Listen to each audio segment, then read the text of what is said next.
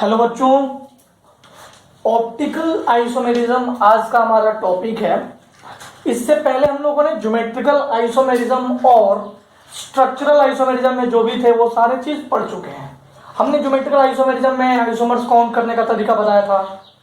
उसमें मैंने आपको बताया था कि कैसे आप स्ट्रक्चर बना बना के आप उसमें कितने आइसोमर्स हैं वो पता करते हैं।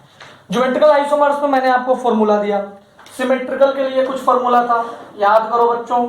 सिमेट्रिकल के लिए क्या फॉर्मूला था? अगर सिमेट्रिकल होगा तो फॉर्मूला था 2 to the power n minus 1 plus 2 to the power p minus 1 when p is equals to n by 2 when n is even, p is equals to n plus 1 by 2 when n is equals to odd। इन सारी बातों को हम लोग पढ़ चुके थे। इसके बाद हमने पढ़ा था एसिमेट्रिकल। क्या पढ़ा था बच्चों? एसिमेट्रिकल। एसिमेट्रिकल में मैंने आपको बताया था कि एसिमेट्रिकल में 2 to the power n होता है। n है क्या बच्चों? n स्टीरियो सेंटर है। स्टीरियो सेंटर मैंने आपको बता दिया था। स्टीरियो सेंटर वो सेंटर होते हैं जिसके थ्रू हम जिसके दोनों तरफ, एक तो कि वो डबल बॉन्ड से जुड़ा रहेगा और जिसके थ्रू हम ज्योमेट्रिकल आइसोमर्स देखते हैं। पहली बात तो ये जान लो। और स्टीरियो सेंटर्स के बाकी तो बचे हुए पार्ट है वो आइडेंटिकल मतलब डिफरेंट होते हैं। ये आइडेंटिकल इसका अपना है, ये अपना आइडेंटिकल रहेगा। ये दोनों एक जैसे कभी नहीं हो सकते। इन बातों को हम प्रीवियस क्लास में पढ़ चुके हैं। अब हम ऑप्टिकल आइसोमेरिज्म की दुनिया में जाने वाले हैं। कहां जाने वाले हैं बच्चों? ऑप्टिकल आइसोमेरिज्म की दुनिया में। ठीक है, जाने से पहले मैं आपको ऑप्टिकल आइसोमेरिज्म में बहुत सारी जो चीजें हमें पढ़नी है वो मैं आपको बता देता हूं। इसके बाद धीरे धीरे हम बढ़ जाएंगे। देखिए, ऑप्टिकल आइसोमेरिज्म जैसा कि नाम है, वो आइसोमर्स जो ऑप्टिकली एक्टिव होंगे उनको हम ऑप्टिकल आइसोमर्स बोलेंगे। इसमें हम इडेंशियोमर्स पढ़ेंगे, डायस्टीरियोमर्स पढ़ेंगे, रेजेमिक मिक्सचर्स पढ़ेंगे, मीजो कंपाउंड्स पढ़ेंगे, आरएस नोमेनक्लेचर पढ़ेंगे। ठीक है, जैसे हमने ईजेड पढ़ा, सिस्ट्रॉन्स पढ़ा, वैसे ही ऑप्टिकल आइसोमेरिज्म में आरएस आता है। इसमें एक और चीज आएगा बच्चों, इसमें काइडल कार्बन का रिलेशन आएगा।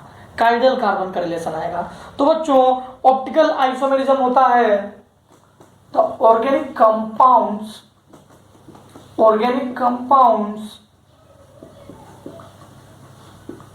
which can rotate either clockwise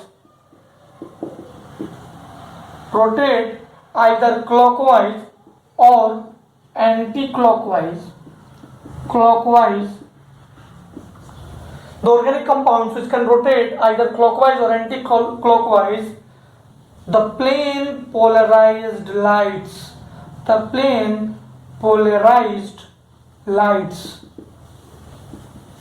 is called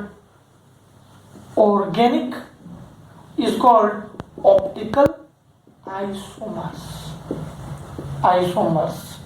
And the whole phenomena is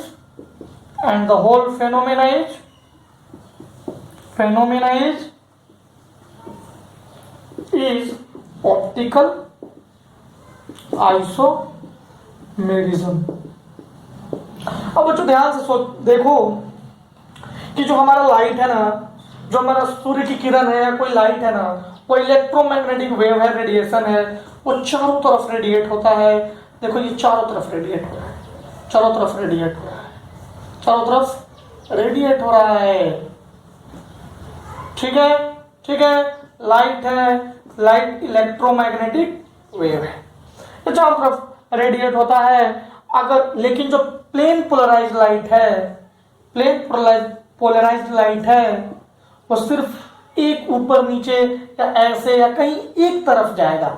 इसको बोलेंगे पीपीएल, प्लेन पोलराइज्ड लाइट। ये पाते कैसे हैं? प्लेन पोलराइज्ड लाइट हमें मिलता कैसे है? कुछ भी नहीं करना है। व्हेन ऑर्डिनरी लाइट, ये ऑर्डिनरी लाइट है,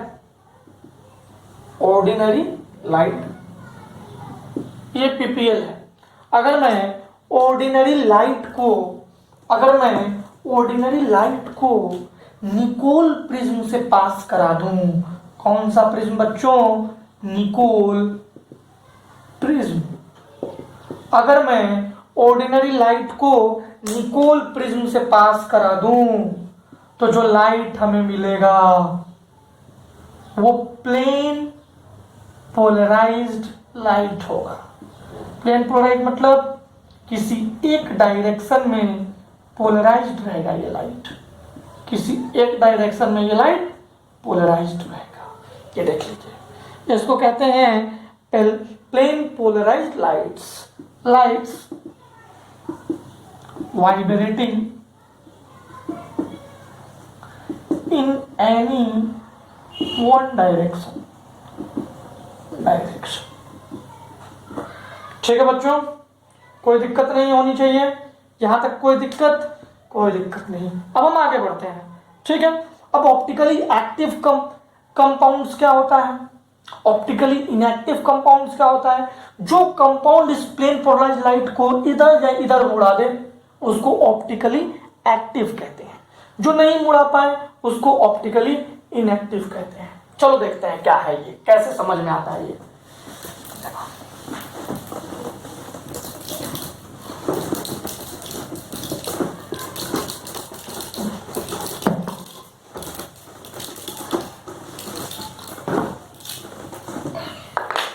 देखो बच्चों, हमारे पास ये प्लेन पोलराइज्ड लाइट है, मैं मान लेता हूं ऐसे सर्किल में है।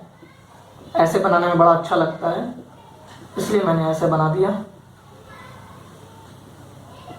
ये हमारा प्लेन पोलराइज्ड लाइट है और इसको मैंने ये देखो एक सॉल्वेंट है, सॉल्वेंट, इसमें कंपाउंड्स डाला गया है, ऑर्गेनिक कंपाउंड्स।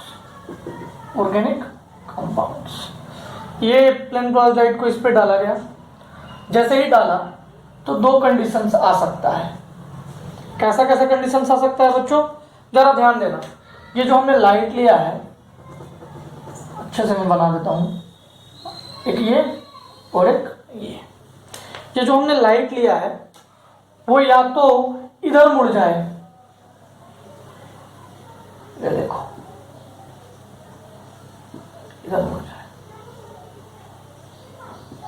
या तो इधर मुड़ जाए।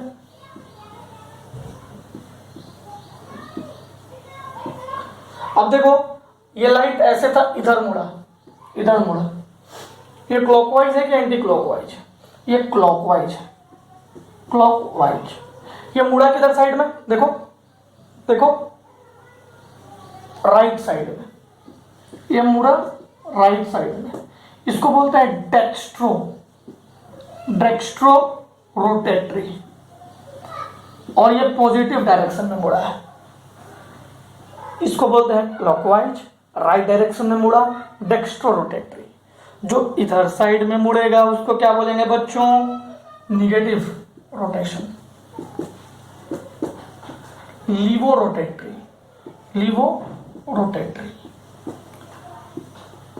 Left side rotation.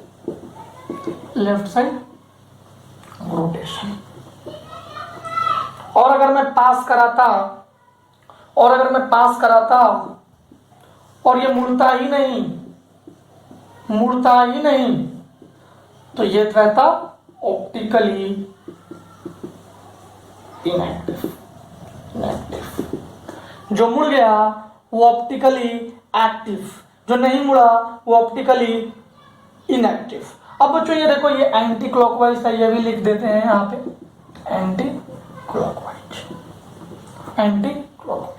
इस चीज को नोट डाउन कर लो, इस चीज को नोट डाउन कर लीजिए, ठीक है। चलिए अब मैं आपको रेजेनिक मिक्सचर्स बताता हूँ। Racemic mixtures, meso compounds are two different things. ये पहले मैं रेजेनिक मिक्सचर्स बताऊंगा, फिर मैं आपको कंडीशंस ऑफ ऑप्टिकल आइसोमर्स बताऊंगा, आइसोमरिज्म बताऊंगा, फिर मीजो कंपाउंड्स, एनेंटियोमर्स और डायस्टेरियोमर्स बताऊंगा। ये आप लिख लिया होगा, आपने स्क्रीनशॉट ले लो, लिख लो, जो भी करना है कर लो, ठीक है।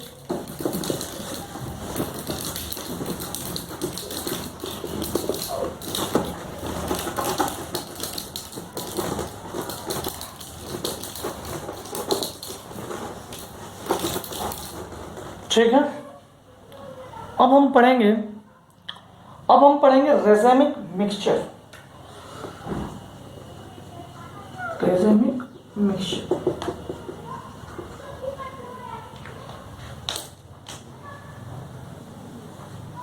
रेजेमिक मिक्सचर क्या होता है बच्चों? एक्चुअली मैं आपको एक बात बताऊं, those compounds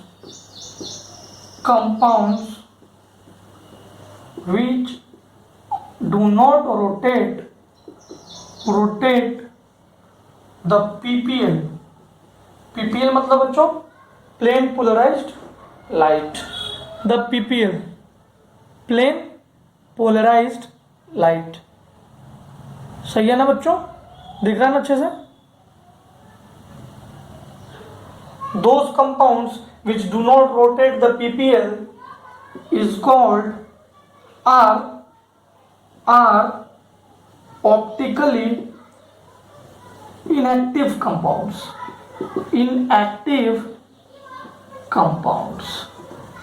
Are optically inactive compounds। अब रिजेमिक मिक्सचर क्या है? एक्चुअली होता क्या है बच्चों कि some compounds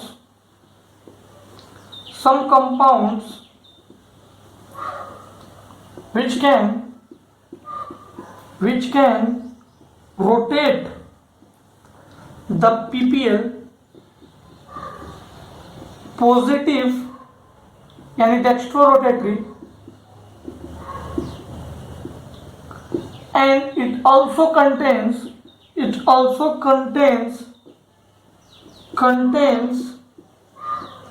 those compounds which can rotate PPL into negative direction। जैसे मान लो कि एक सर्कल है, ठीक है, सर्कल है, ये इधर घुमा रहा है, ये इधर घुमा रहा है, मतलब ये साइमेट्री है, यहाँ पे साइमेट्री है, इधर भी घुमाना चाह रहा है, इधर भी घुमाना चाह रहा है, ये लीवो रोटेटरी भी है और डेक्स्ट्रो रोटेटरी भी है। ऐसे मिक्सचर को हम रेसेमिक मिक्सचर कहते हैं। एक्चुअली ये कंपाउंड्स के अंदर में, मान लो ये एक बड़ा सा कंपाउंड है, इसके अंदर में एक कंपाउंड है और एक बी कंपाउंड है। एक कंपाउंड डेक्स्ट्रो रोटेटरी है और बी कंपाउंड लीवो रोटेटरी है, और ये दोनों मिलके ये कंपाउंड बनाया, पूरा कंपाउंड। तो ये दोनों कंपाउंड, एक प्लस और दूसरा माइनस, ये दोनों मिलके जीरो बना देगा। और जब जीरो रोटेशन हो जाएगा तो इसको बोलते हैं रेजेमिक मिक्सचर। इसको क्या बोलते हैं? रेजेमिक मिक्सचर। तो अब आपको मेरी बात समझ में आ गई होगी कि रेजेमिक मिक्सचर है क्या। एक्चुअली रेजेमिक मिक्सचर एक कंपाउंड है, उसके अंदर मान लो कुछ कंपाउंड्स डेक्स्ट्रो रोटेटरी हैं और कुछ कंपाउंड्स लीवो रोटेटरी हैं। अगर उन दोनों को मिलके टोटल कंपाउंड बना हुआ है तो टोटल कंपाउंड का जो ऑप्टिकल एक्टिविटी होगा, जो पीपीएल को रोटेट करने की क्षमता होगी, वो जीरो होगी, तो वो कर ही नहीं पाएगी। और जब कर नहीं पाएगी तो उसको हम ऑप्टिकली इनएक्टिव कंपाउंड्स कहेंगे। एम आई क्लियर बच्चों? रेजेमिक मिक्सचर अच्छे से क्लियर हो गया? ठीक है बच्चों, ठीक है। अब हम ऑप्टिकल एक्टिव एलिमेंट्स के बारे में पढ़ेंगे। ऑप्टिकली एक्टिव कंपाउंड्स क्या चीज होता है तो वो ऑप्टिकली एक्टिव है, क्या नहीं होता है तो ऑप्टिकली एक्टिव नहीं है या है, इसी चीज के बारे में हम पढ़ेंगे। देखो, ऑप्टिकल एक्टिविटी शो करने के लिए plane of symmetry, centre of symmetry, axis of symmetry, alternating axis of symmetry, इन चार चीजों का हमें ज्ञान होना बहुत जरूरी है। अगर एक भी सिमेट्री होगा तो इधर पॉजिटिव इधर नेगेटिव जीरो हो जाएगा, यानी जीरो हो गया, यानी कि पीपीएल को रोटेट नहीं किया, यानी कि ये ऑप्टिकली इनएक्टिव कंपाउंड्स है। तो उसी सभी चीजों को पढ़ने से पहले हम POS plane of symmetry, COS centre of symmetry, AOS axis of symmetry और alternating axis of symmetry is not in the syllabus of NEET, it is in syllabus of JEE advance. तो उसके बारे में भी हम हल्का सा डिस्कशन कर लेंगे, ठीक है? ओके बच्चों,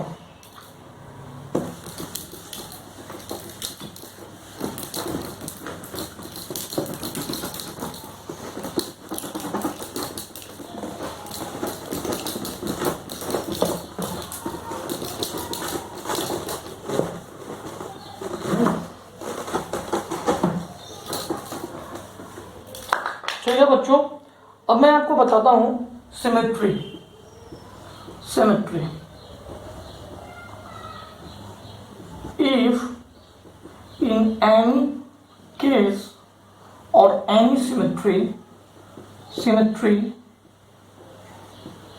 is seen in organic compound,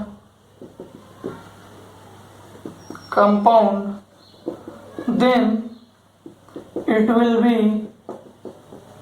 optically inactive। अगर किसी भी प्रकार की सिमेट्री दिखी जाएगी तो वो ऑप्टिकली इनएक्टिव होगा।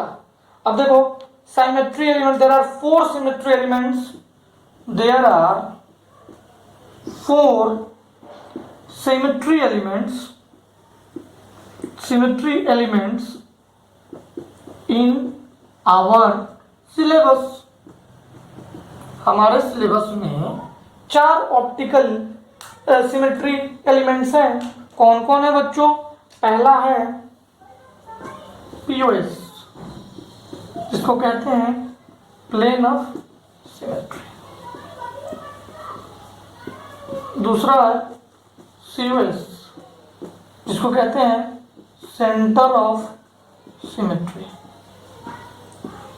तीसरा है एओएस, जिसको कहते हैं एक्सिस ऑफ सिमेट्री। और चौथा है AAOS, alternating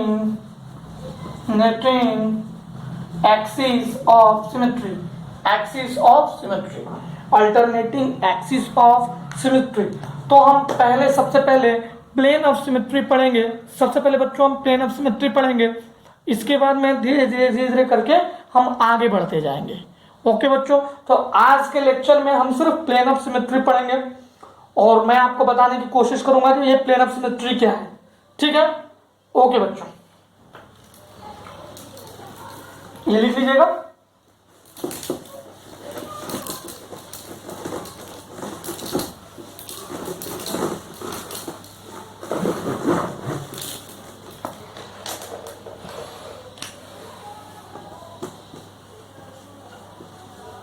plane of symmetry, जिसको शॉर्ट में हम बोलेंगे पीओएस। शॉर्ट में क्या बोलेंगे बच्चों? पीओएस। देखो देखो, ये एक इक्विलेटरल ट्रायंगल है, 60 डिग्री 60 डिग्री 60 डिग्री। ये क्या है बच्चों? Equilateral triangle. ये एक इक्विलेटरल ट्रायंगल है। ऑर्गेनिक की भाषा में इसको बोलेंगे प्रोपेन, इसको बोलेंगे साइक्लोप्रोपेन। अब मैं बताता हूं कि इसमें ये पीओएस क्या होता है बच्चों। प्लेन ऑफ सिमेट्री होता क्या है? प्लेन ऑफ सिमेट्री होता है an imaginary plane,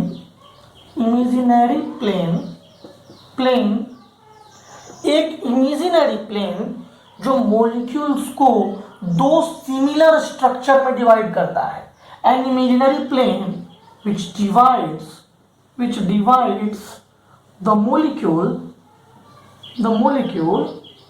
into 2 exact equal halves। तो ये भी कह सकते हैं कि एक ऐसा प्लेन ले लो जो कि एक मिरर की तरह एक्ट करे। मतलब the plane, consider plane as mirror, consider plane as mirror, consider plane as mirror, consider plane as mirror, consider plane as mirror.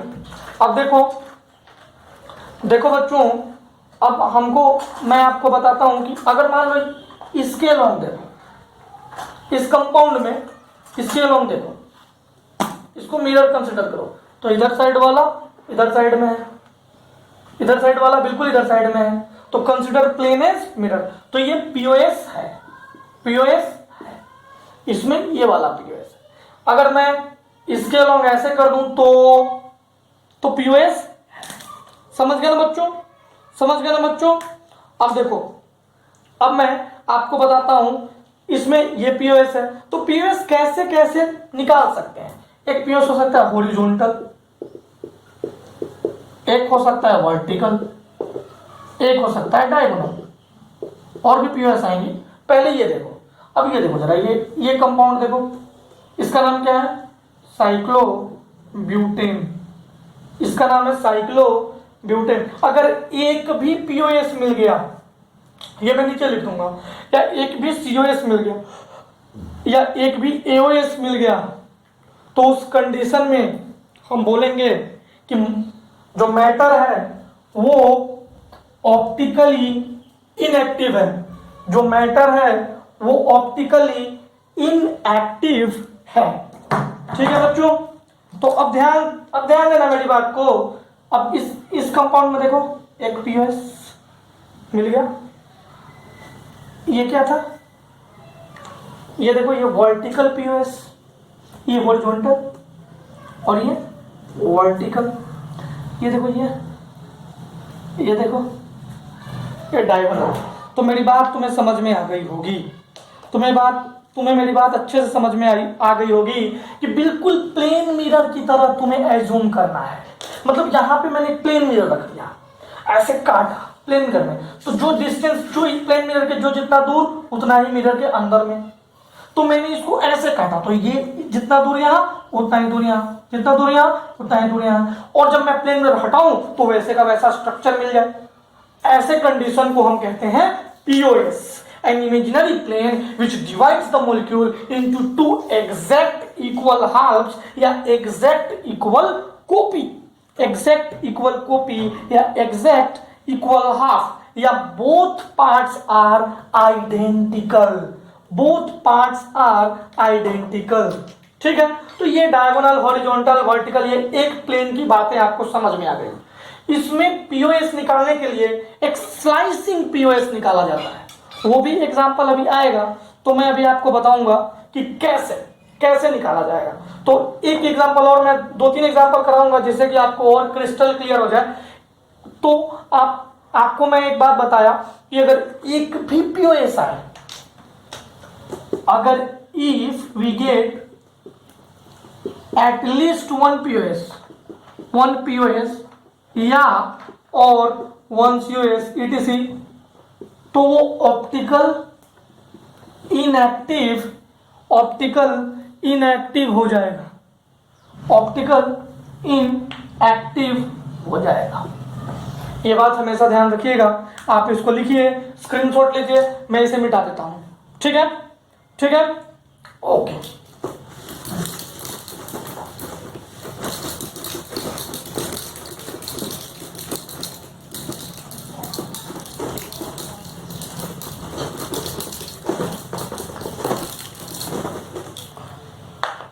अब बच्चों देखो, हमको पीओएस में क्या क्या पढ़ना है वो मैं लिख देता हूं।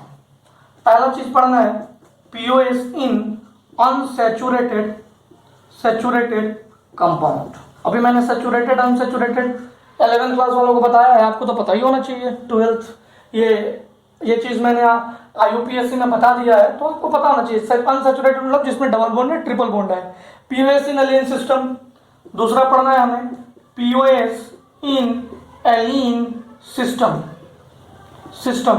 तो पहले हम ये दोनों को डिस्कस करते हैं, पीओएस इन एलीन सिस्टम और पीओएस इन अनसैचुरेटेड कंपाउंड्स। ठीक है बच्चों, तो जरा ध्यान देना, मैं एक एग्जांपल लिखता हूं, C double bond C, hydrogen hydrogen hydrogen hydrogen. इसमें पीओएस बताओ बच्चों। एक हॉरिजॉन्टल पीओएस, मैं यहां से काटा, 1 पीओएस। एक बताओ 1 पीओएस।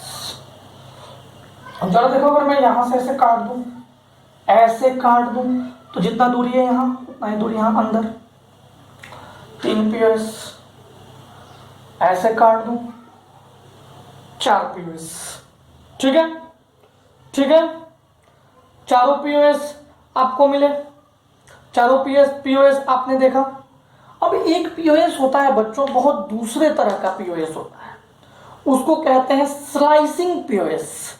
उसको कहते हैं स्लाइसिंग पीओएस। वो मैं अगले, इसमें तो आपने पीओएस देख लिया, कहाँ कहाँ पीओएस है, स्लाइसिंग पीओएस भी है, लेकिन वो देखना कोई जरूरी नहीं है इसके लिए।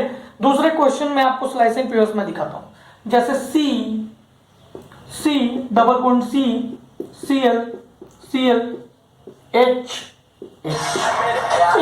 H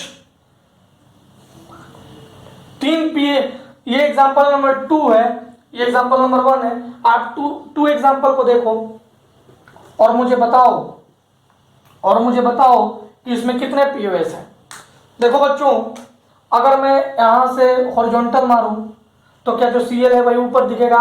नहीं दिखेगा। तो हॉरिजॉन्टल पीओएस इसमें नहीं है। अब जरा सोचो बच्चों, मैं अगर वर्टिकल काट दूं तो ये देखना वर्टिकल काट दूं तो जो इधर है वो इधर, जो इधर है वो इधर, यानी कि एक वर्टिकल पीओएस तो है। ठीक है बच्चों, ठीक है। अब जरा सोचो, ये प्लेनर है ना, ये देखो ये sp2 है, आपने केमिकल बॉन्डिंग पढ़ा है, तो ये प्लेनर स्पेसिस है। ठीक है। अब मैं एक बात आपको बताता हूं। अब क्या है कि स्लाइसिंग पीओएस मैंने आपको बताया था ना, एज्यूम करो कि ये सारे बॉल हैं, एक बल्ब या बॉल क्रिकेट बॉल, और यहाँ पे डबल बॉन्ड से ऐसे जुड़े हुए हैं, ये डबल बॉन्ड 2 बॉल, ये बॉल, और इसको काटा जा रहा है।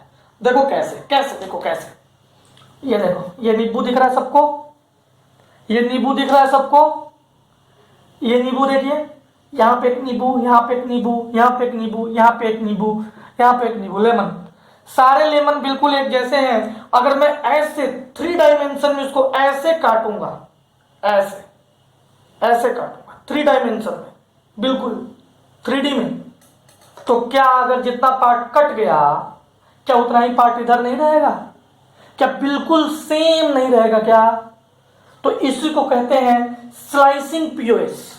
इसको क्या कहते हैं बच्चों? Slicing POS. ऐसे 3 डायमेंशन में, ऐसे मतलब आरी उठाया, छपाक काटा, तो इसको बोलते हैं स्लाइसिंग पीओएस। तो ऐसे करके मैंने किया तो 1 पीओएस हमें मिल गया, एक और पीओएस मिल गया, इसको बोलते हैं स्लाइसिंग पीओएस। स्लाइस आपने जरूर पिया होगा, तो वो है स्लाइसिंग पीओएस। यहां तक आपको मेरी बात समझ में आ गई होगी।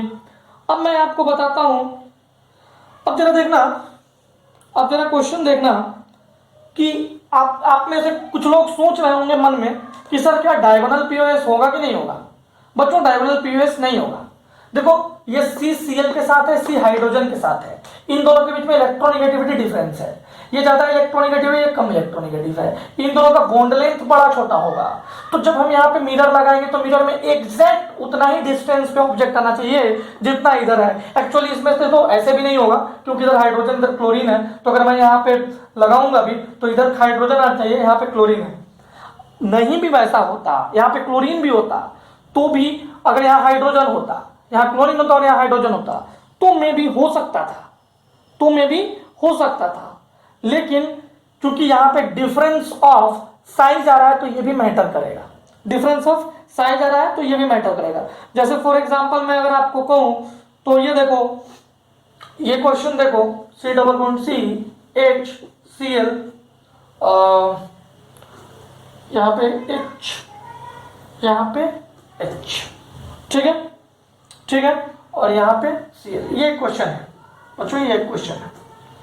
अगर मैं इस क्वेश्चन में कहूं कि आप मुझे ये बताओ कि क्या डायगोनल पीओएस है, नहीं है, तो देखो डायगोनल पीओएस नहीं होगा। इसलिए नहीं होगा क्योंकि साइज में थोड़ा बहुत चेंजेस आएगा, इसलिए यहाँ पे डायगोनल पीओएस नहीं होगा। डायगोनल पीओएस तब होगा जब साइज सबका सेम आए ना, यहाँ पे तो साइज में चेंजिंग आ रहा है ना, कैसे डायगोनल पीओएस होगा? समझ गए होंगे। अब देखो इसके बाद में हम लोग याद रखना, slicing POS is very necessary. और नीट के लिए, नीट में भी कभी क्वेश्चन ऐसा आए नहीं ऐसे लेवल का, लेकिन जेईई मेंस और जेईई एडवांस में 3D को आप समझने की कोशिश कीजिए। मेंस और एडवांस वाले 3D में फंसते हैं खास करके, तो 3D को समझने की कोशिश कीजिए, और कोई बात नहीं है। ठीक है, अब हम पीओएस इन एलीन सिस्टम पढ़ेंगे। आज हम बस इतना ही, यहीं तक पढ़ेंगे, POS in allene system.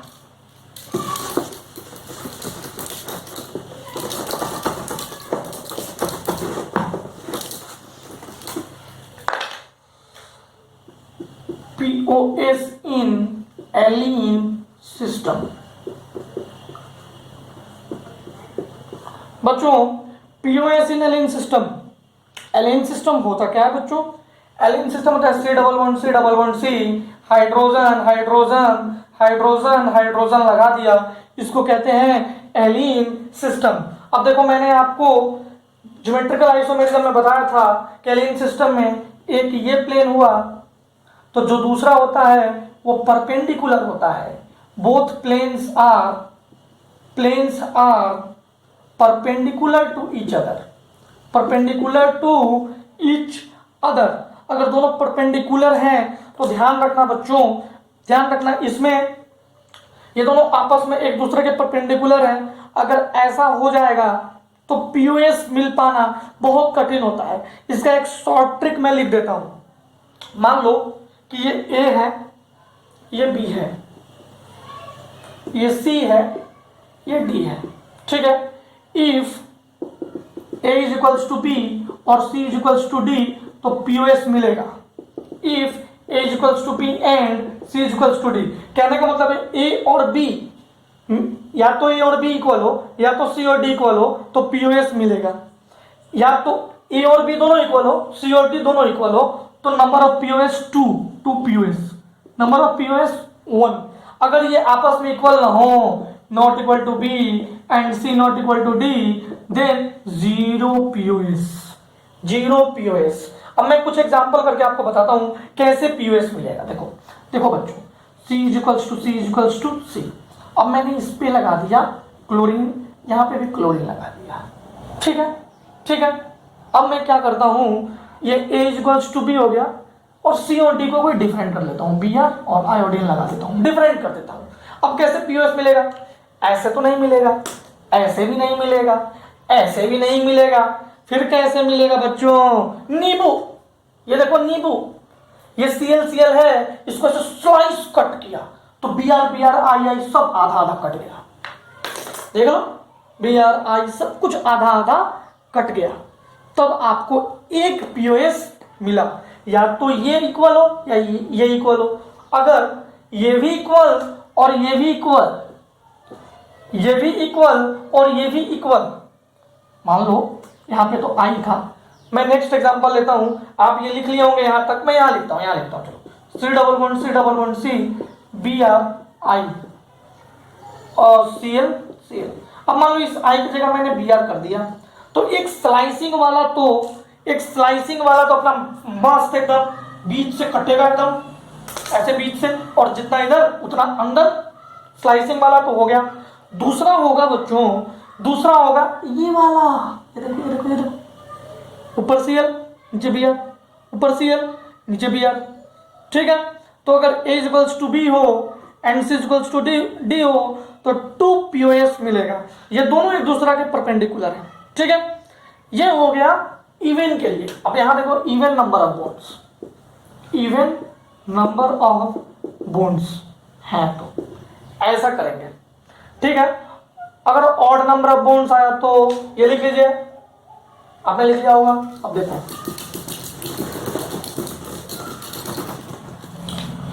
if odd number of bonds comes तो क्या करेंगे बच्चों? मान लो Cl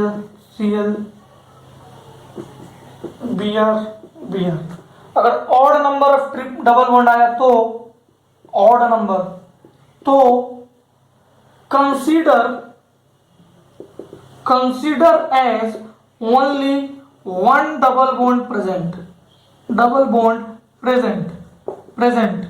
ऐसा क्यों हुआ बच्चों? क्योंकि ये और एक दूसरा के परपेंडिकुलर, तो ये आगे, यानी कि ये और ये एक दूसरे के प्लेन में आ गए, ये और ये एक दूसरे के प्लेन में आ गए। ऐसा ही ज्योमेट्रिकल आइसोमेरिज्म में भी हो रहा था।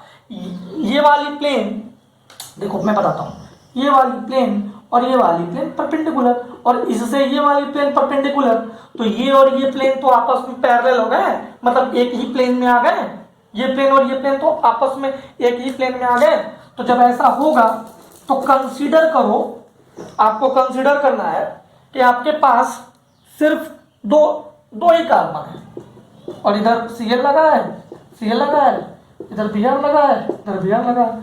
अब देख लो 1 2, अब तो इसको तो आराम से निकाल सकते हैं, ऐसा वाला नहीं होगा क्योंकि Br की जगह Cl आना चाहिए था, ऐसा वाला नहीं होगा और ये भी नहीं होगा, ये भी नहीं होगा, सिर्फ ये होगा और एक स्लाइसिंग होगा, 2 POS होगा, एक ये वाला हॉरिजॉन्टल और एक स्लाइसिंग वाला। तो POS इन एलिन सिस्टम में जब डबल 3 या 5 या 7 और नंबर में आए तो आप उसको समझो कि ये C डबल बॉन्ड C लिखा हुआ है, सिंपल डबल बॉन्ड है 2 कार्बन के बीच में। अगर 2 आए इवन नंबर में आए तो आपको मैंने तरीका बता दिया, नंबर ऑफ POS आप पता कर लेंगे, डायरेक्ट पता कर लेंगे कितने नंबर ऑफ POS है। अगर मान लो सारा कुछ डिफरेंट है तो उसमें कोई POS नंबर ऑफ POS नहीं है, और जब POS नहीं तो वो ऑप्टिकली एक्टिव हो सकता है, ऐसा नहीं कि होगा ही, हो सकता है।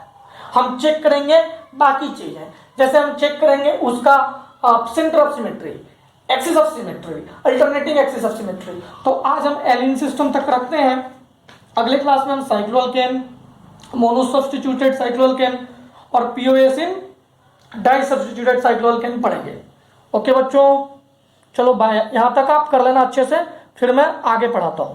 चलो चलो बाय।